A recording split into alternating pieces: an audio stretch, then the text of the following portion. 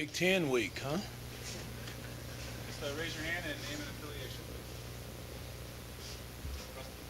Mr. Miller, AP, what you talk Big Ten? Does this have a different feel for the coaching staff? Also for the kids? Can you kind of just enlarge on the fact of, I don't know, you've turned the page from non-conference to going into conference?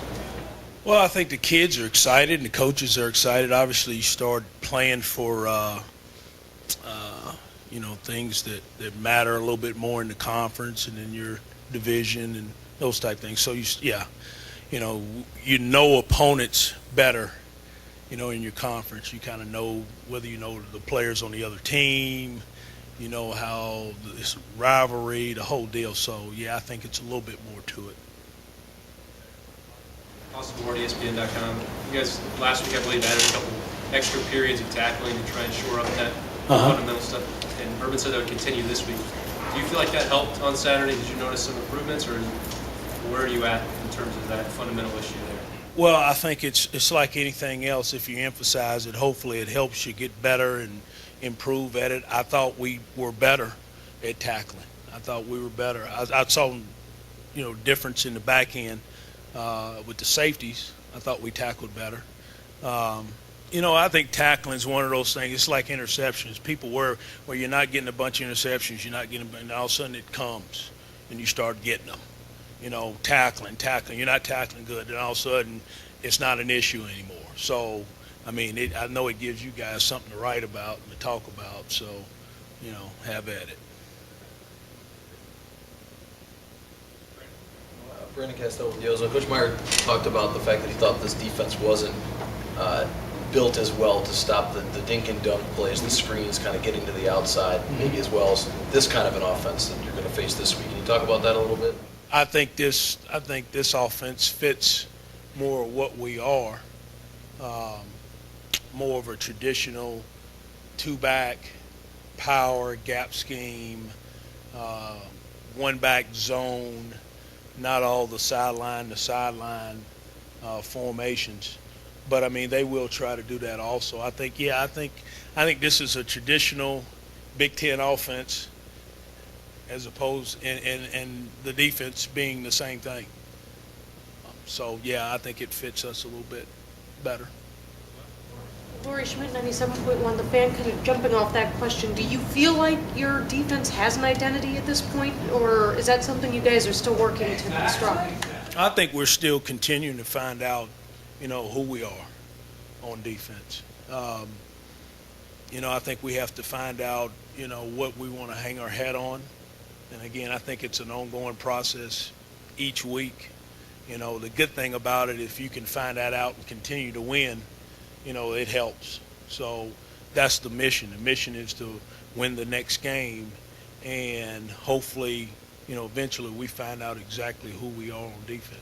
I think this week will give us a pretty good idea.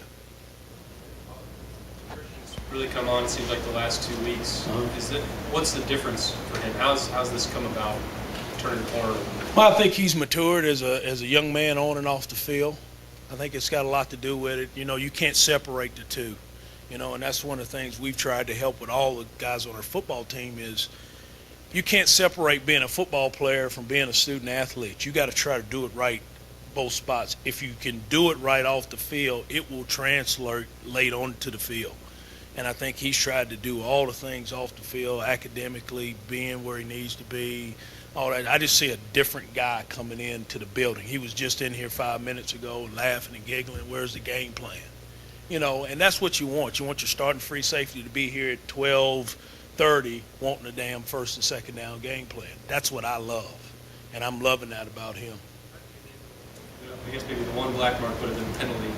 How do you handle that with your guys? Because he plays with so much emotion anyway, that can sometimes spill over 10 or 15 yards going the other way. I looked at the tape. I don't see the penalty, so it's hard for me. And I asked him, did you say something? He said, I can't remember. So, the guy that threw the flag was back behind him, so I don't know how he heard it. And then he got pushed in the face, so, I don't usually say much to those type things. Dan Hope from the Lantern. Some of the tackling issues that you've had, does that concern you going up against a back like Le'Veon Bell this week? I think obviously we want to do a good job of tackling Le'Veon Bell. We're going to have to make sure we keep him sideways and not let him go north and south. That's got a lot to do with leveraging the football.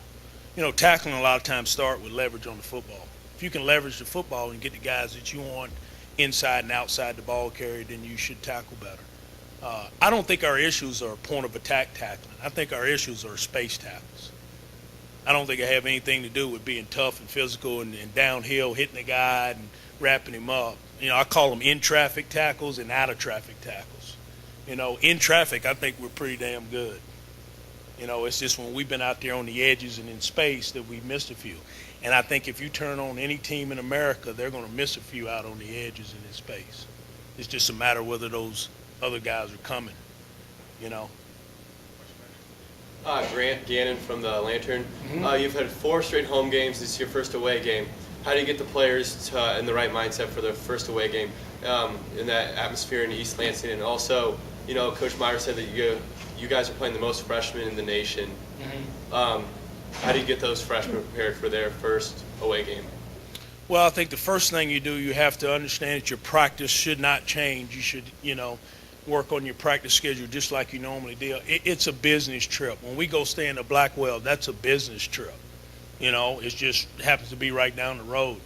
And if you start changing routines too much, then the kids recognize it. You don't change a routine. It's a business trip. You prepare like you're going to prepare here in practice days, Tuesday through Thursday. You get on the plane, you go fly. You get in the hotel just like you're going to get over in the Blackwell. And you do the same thing on Friday night, and you get up and go play a game, you know. Hey, Jared Small, NBC4. I'm just curious about a little bit more about Le'Veon. I mentioned to Urban, we had a chance to watch him grow up here locally. Right. What does he do? We saw him hurdle a defender against Boise State. You see him run over guys. Right. His diverse skill set seems to be a challenge for him. What do you see in him that makes him unique? I think he's a very patient runner. I mean, we just watched last night. We watched him a little bit on tape last night. He's a patient runner. He does a nice job of setting up blocks within their offense in the power game. And I think he does a nice job of cutting back. He knows when to cut back. He knows where the soft spots of the defense is. He knows when to take it on the edge. He does a nice job with a stiff arm out on the edge. He will lower his shoulder inside. He's built for as an eye back inside runner, and I think it fits what they're trying to do offensively. I know you're upstairs, but I'm just kind of curious as to whether you guys told the officiating crew to watch for chop blocks last week. No, I didn't. We didn't. It showed up a lot in the game, and it showed up a lot on Sunday watching the tape.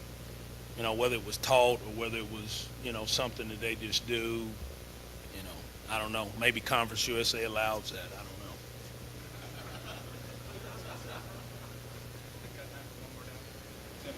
Yeah, Everett, after the game, and Coach Meyer made the point that he would like to see possibly the quarterbacks playing a little more aggressive, getting a little bit more in the grill. You guys in front of them, something you guys really haven't been doing. Is that on y'all's agenda this week, of being a little more aggressive in the face with your corners? If I told you that, they might know it up in East Lansing, right? But I'm just wondering, as y'all look at it, has that set up some of maybe the tackling in space problems, et cetera? I think so. Here's what, we've been spread from sideline to sideline. And if you press all the time and you're up there in everybody's face, there's not enough in the box to stop the run. Okay, and you've got to be man-to-man on every guy on the field. I like it, but can you do it every snap? No. We need to do it more? Yes. We need to start working to do it more? Yes, we do. I think we've got 3 corners that are capable. I mean, I think we do. I think we got 3 guys that can walk up and press guys. I mean, I've seen a lot of them in my time, and I think the 3 guys we have could do that. Is Christian becoming that sort of that big stick guy in the backside that you're looking for? I mean, just as a player, as a playmaker, do you see that coming? I think he's doing a really good job of trying to play within the defense, but also being a guy that when he sees an opportunity to make a play, he makes a play. Continue to work on tackling, continue to work on being good in the deep part of the field coverage-wise. He's pretty good close to the line of scrimmage coverage-wise. I mean, I think that's something that he does well. I just try to get him to become a all-around guy, as a football player.